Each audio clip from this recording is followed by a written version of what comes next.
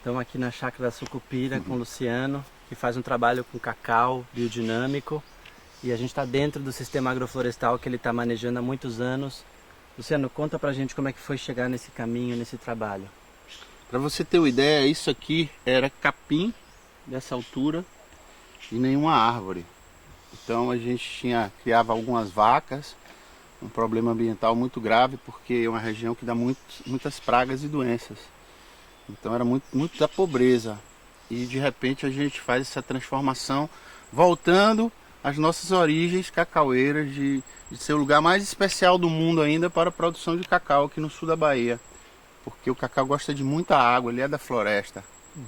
Então ele volta a ter essa pujança. E com a biodinâmica, Rafael, a biodinâmica trouxe cereja do bolo, que a gente fala assim, de ser o equilíbrio que o nosso sistema precisava, porque ela equilibra nas horas muito úmidas, com preparado chifre sílica, que é seco, ela vitaliza a nossa terra. A gente também, com a biodinâmica, aprendeu a desenvolver as técnicas para vitalizar a nossa terra com o nosso próprio material que a gente tem nas nossas matas, tão rica de animais, de pássaros, como você está ouvindo aqui, a cantoria de muitas aves, de muitos animais que ainda habitam as nossas matas. Sim. Teve aquele negócio que aconteceu, o fato histórico da vassoura da bruxa, que acabou muito com os cultivos de cacau na região, e aí você tem uma experiência aqui de superação dessa questão a partir desse trabalho com a agroecologia, com os preparados, e conta um pouco isso pra gente. É emocionante pra gente, porque é uma história, né, de conquista, de vitória. Muito legal. de muita luta, né? A gente, quando a gente achava que a gente estava com parceiros, com pessoas, as pessoas sumiam, né? Porque surgiam outras novidades e a gente voltava à nossa solidão metodológica. Então, como eu lhe falei, a gente teve que, como não tem interesses econômicos, econômicos no sentido dos grandes grupos, das grandes corporações, de fazer isso, porque é tudo muito simples e muito barato, muito orgânico, é da nossa terra.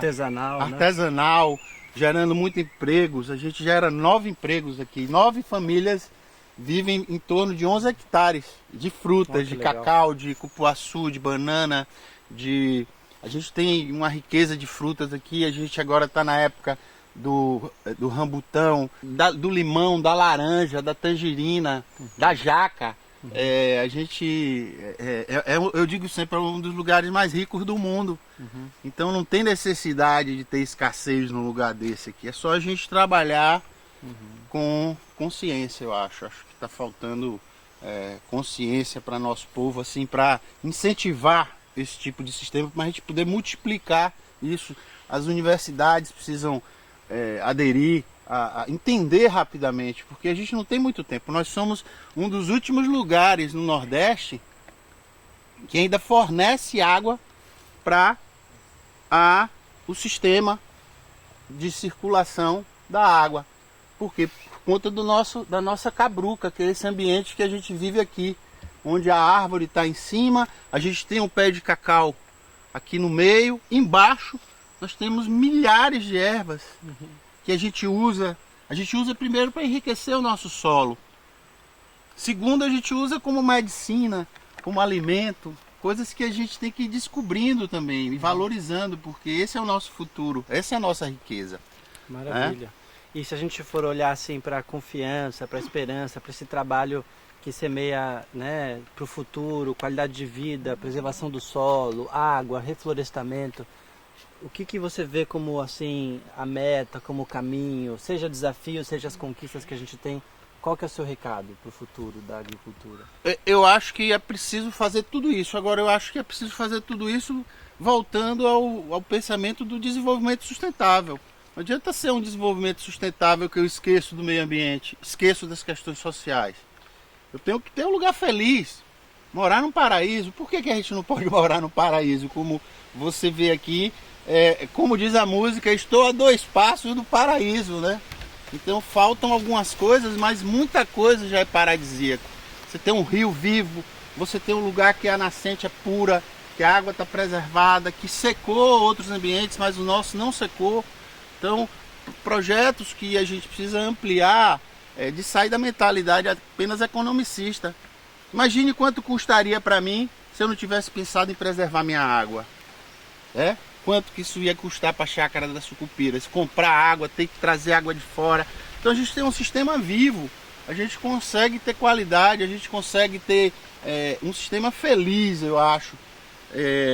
Precisando de mais pessoas compreendendo isso. Eu acho que esse programa que vocês estão fazendo é fantástico. Porque é divulgar também, precisamos envolver as pessoas, envolver os jovens, desenvolver metodologias agradáveis, para o jovem falar que você está fazendo o melhor, você está já no melhor, ou vamos canalizar, fortalecer isso, porque isso é maravilhoso já sendo feito desse jeito. Então vamos fortalecer. Às vezes a gente chega no paraíso, mas não consegue ficar nele, né? A gente chega no paraíso e está sempre voltando, duvidando. Né? Então, quando a gente chega no paraíso, a gente tem que ficar nele e melhorar cada dia, ampliar para outras pessoas também viverem no paraíso. Então, a chácara das Sucupiras para mim é um pedacinho do paraíso hoje, porque gera muito emprego, a natureza está aí preservada, mais de 40% da área preservada com matas, são uma fazenda muito pequena, são 22 hectares, muito frágil, mas a gente conseguiu estar aqui envolvido o nosso projeto. A gente sabia das dificuldades das pessoas da região, de todos esses contratempos, então a gente deixou a chácara toda cercada de matas. A gente não depende da mata do vizinho para a gente ter o nosso sistema fechado, então a gente construiu um sistema. Então isso nos ajuda a preservar a água, porque a água fica aqui dentro, mesmo nos momentos mais secos. Nós estamos embaixo na sombra, né? A gente trabalha na sombra também, nessa temperatura agradável, né? Sem risco de doenças de pele. Então o sistema cacau, o cacau é uma planta que está necessária agora no mundo, porque os sistemas de produção convencionais se esgotaram, mataram as terras, enfim, muito agrotóxico, muita coisa ruim que se fez. O sistema se exauriu e nós temos esse espaço aí para plantar cacau, plantar fruteiras que começam a ser valorizadas, como o cupuaçu, que não tinha valor de mercado nenhum. Hoje já está aí sendo queridinho de muitas pessoas que gostam do cupulate, que gostam dessa polpa, que é energia pura. Então a gente está na região, Rafael, onde todas as frutas aqui vão bem. Graviola, maracujá, banana. Então você está no sul da Bahia, que ainda tem... tudo que você está vendo aqui não tem irrigação. Então é tudo natural, seguindo os ciclos da natureza. Então a natureza ainda é muito boa para a gente aqui. Então lutar por isso, preservar isso, é o nosso desafio realmente, sempre foi.